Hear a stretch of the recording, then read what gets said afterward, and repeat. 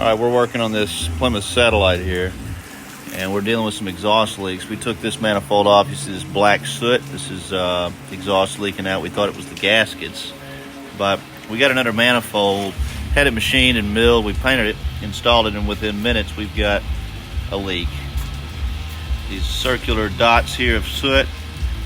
Turns out these heads were swapped on us since the car was in last, and there were actually holes through the head for EGR or secondary air injection down below the gasket.